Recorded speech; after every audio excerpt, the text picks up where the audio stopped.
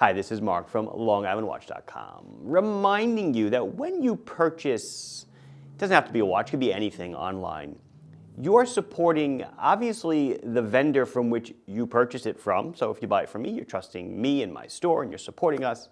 But then the product itself, you're supporting that company. And when a company aligns itself with what I believe in, that the customer is paramount in everything, and just all around friendly kind of people, that makes it even better for me. So today we're going to be checking out a bunch of new releases from Henry Archer, run by Heinrich over in Denmark. I had the absolute pleasure of meeting him and his family last summer for dinner in Manhattan, and just such a nice guy. Treats his customers the way I treat my customers. There's an issue, I email the guy, I WhatsApp him, whatever, he gets back like nearly immediately.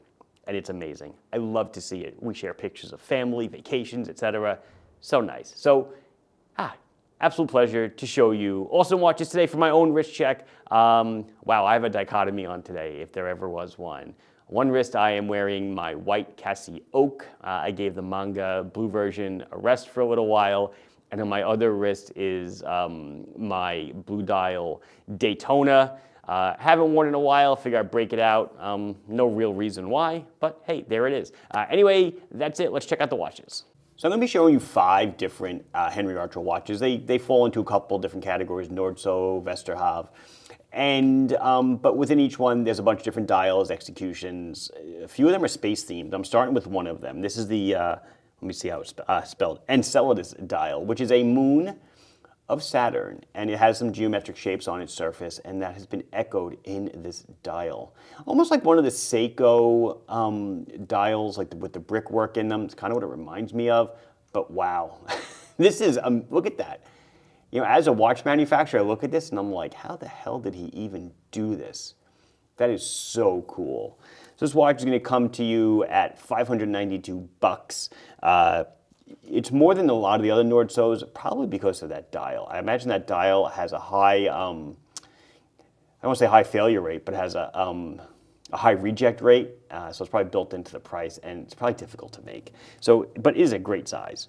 It is a 40 millimeter watch. It is 10.6 thick to flat sapphire, and it is 47 millimeters on the lug tip to lug tip. If you couldn't tell by looking at it, the second hand is ticking along at a nice 8 ticks per second, which translates into 28,800 beats per hour, which means we're running on a Miyota 9 series. This is a Miyota 9039, a true no-date movement.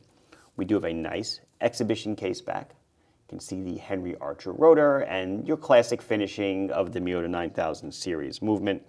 A case back held with individual screws as opposed to being a screw down.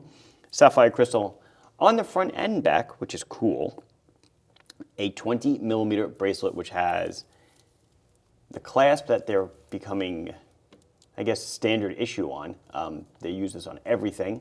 It's got a little push lever here, and it is a micro adjust, and I will try to do it with my thumb.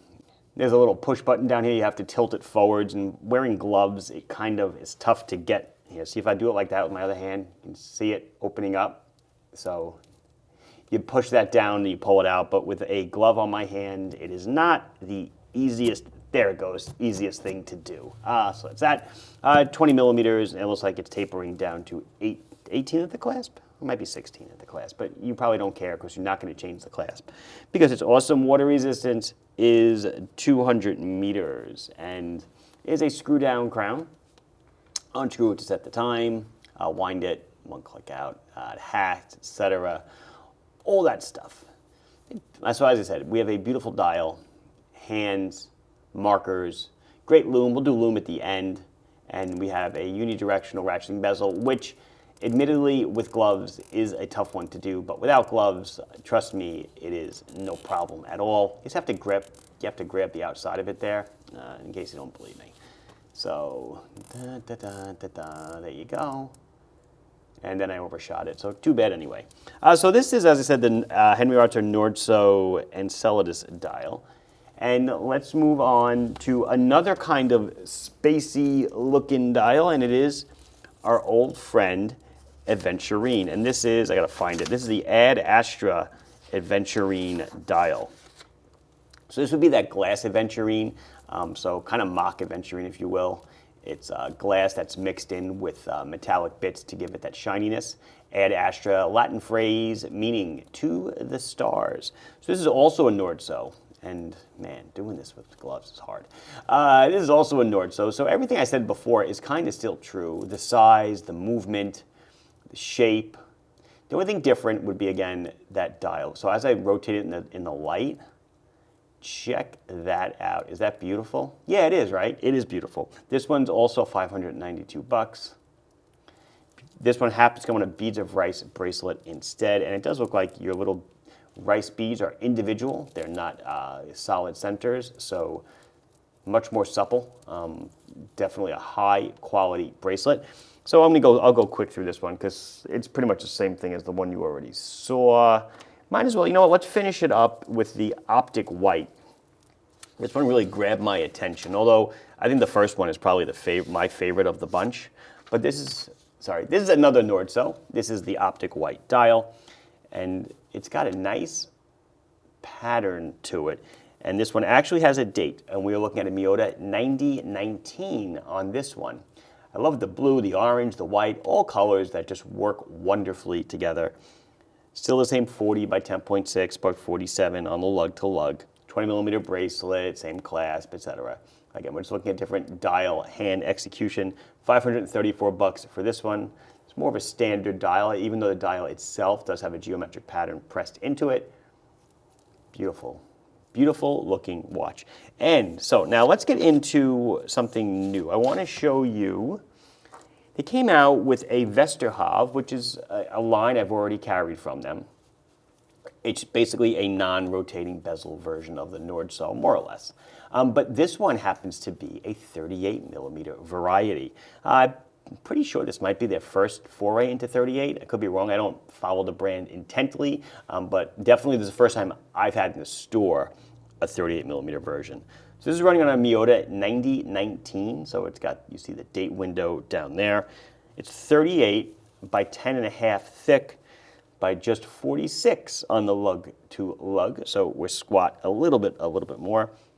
We have an exhibition case back, nice gilded rotor, sapphire front and back. We are a 20 millimeter bracelet still and tapering to that 16 at the clasp. Water resistance is still a stately 200 meters, but look at that, again with the freaking dial. This is called the Vesterhav Ad Astra Aventurine dial. To the Stars really takes on a whole new meaning with this one.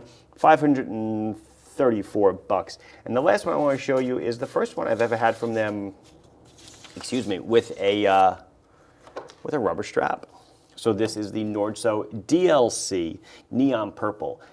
When I first got the brand, so it's over a year ago, at this point it's over a year and a half ago, I want to say it was August of 2023 or so. I happen to remember because I was on holiday right around the time they came in and the video went out.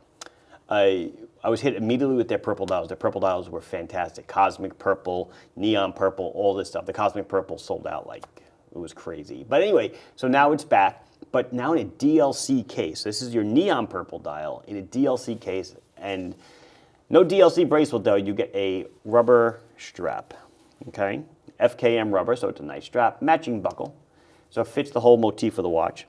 $534 as well. Flip it over. They even DLC'd the case back. Really nice looking, but look at that. Look at the purple, right? And the play of the blue and the orange. We're running on a Miyota 9039 movement as well. We still sport a screw down crown. This guy is gonna be your same 40 by 10.5.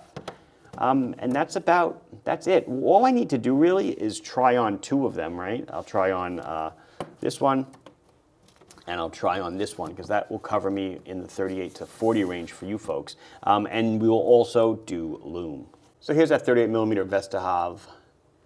Looks fantastic. I mean, I'm more of a 40 guy myself, 40, 42, so I probably would not sport the 38, but I do know people certainly like a smaller watch, and this would certainly fit the bill for you.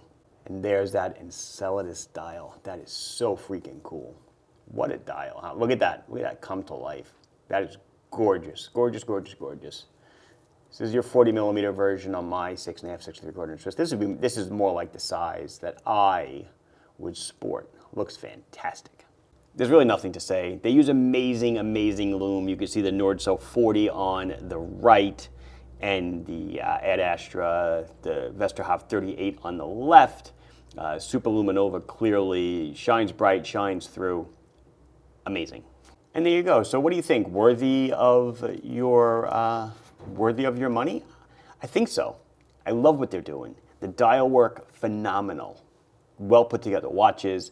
Has pretty much every upgrade that you would want, and it brings it at a decent price. So if you don't like it, hey, that's one thing. But man, I think they're solid, solid buys. But of course, I'm selling them. It has been Mark from LongGunWatch.com showing you some of the new Henry Archer watches. There's another dozen or so models available on the website.